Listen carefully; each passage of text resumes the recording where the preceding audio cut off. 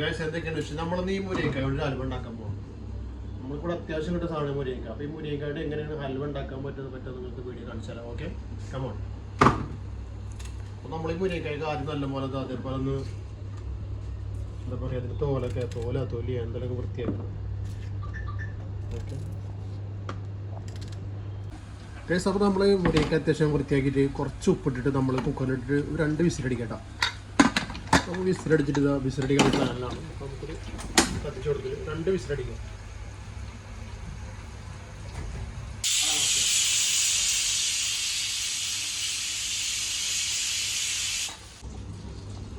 Guys, അപ്പോൾ നമ്മൾ മുരിങ്ങക്കായ 5-6 വിസിലൊക്കെ അടിച്ചിട്ട് അവസാനം ഇതേപോലെ ഉണ്ട്. നിങ്ങൾ കത്തിയോ അല്ലെങ്കിൽ സ്പൂൺ എടുത്തിട്ട് ഇതിൻ്റെ ഈ എന്താ പറയുക ഈ സംഭവങ്ങൾ ഒഴിവാക്കുക.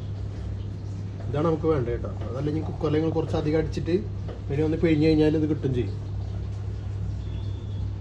ഇതാണ് കുറച്ച് ഏറ്റവും നല്ലത്. ഇതിൻ്റെ ഈ മാംസം എടുക്കുക.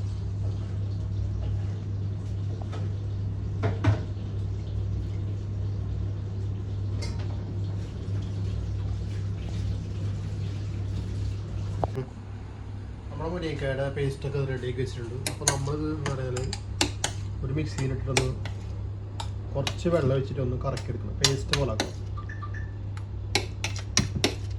ഇടുക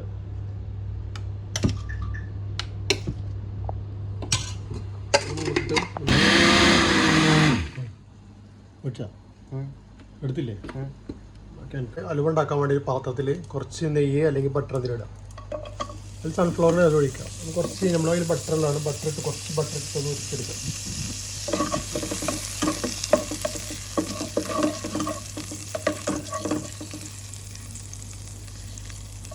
എന്നിട്ട് നമുക്ക് ഈ മുരിങ്ങയുടെ പേസ്റ്റ് ഇട്ടെടുക്കാം.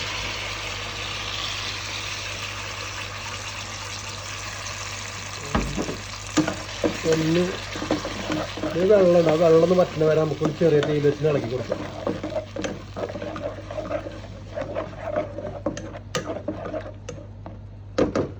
നമുക്കിതിൽ ഹലുവയ്ക്ക് മധുരത്തിന് ആവശ്യമായ പഞ്ചസാര 2 പഞ്ചസാര ചേർത്തിട്ടുള്ളൂ.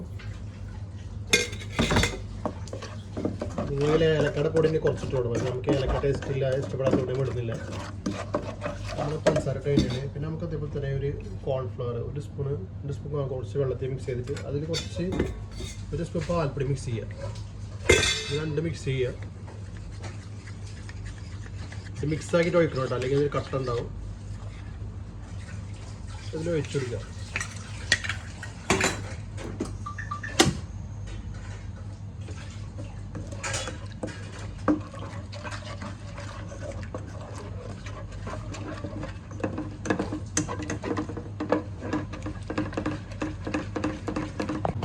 കേസ്, അപ്പോൾ നമ്മൾ ഹലുവയ്ക്കുള്ള കുറച്ച് നട്ട്സ് നമ്മൾ കട്ട് ചെയ്യുന്നുണ്ട്. നമ്മുടെ കയ്യിൽ കുറച്ച് ബദാമും കുറച്ച് കാഷ്യൂനട്ടും നമ്മൾ കട്ട് ചെയ്യുന്നുണ്ടോ. ചെറിയ പീസാക്കുക.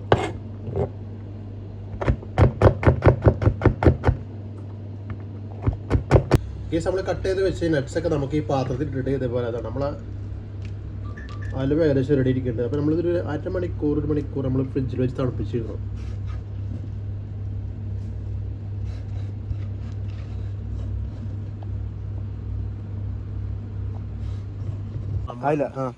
കേസ്, നമ്മളെ ഫുഡ് ചെക്ക് ചെയ്യാൻ നമ്മളെ സാർ എത്തിയിട്ടുണ്ട്. അപ്പോൾ നമുക്ക് കഴിച്ച് നോക്കാം. എങ്ങനെയുണ്ട്? നല്ല മധുരമുണ്ട്, ചെറിയൊരു സ്പൈസി ഉണ്ട്. ഇതെന്താ വല്ല മനസ്സിലായോ? എരിവുണ്ട്. ഇതെന്താ മനസ്സിലായോ? ഇഞ്ചിയാണോ കേട്ടോ തോന്നുന്നു. ഇതെന്താ സാധനം എന്താ മനസ്സിലായില്ല? മനസ്സിലായില്ല? ടേസ്റ്റ് കിട്ടണില്ല?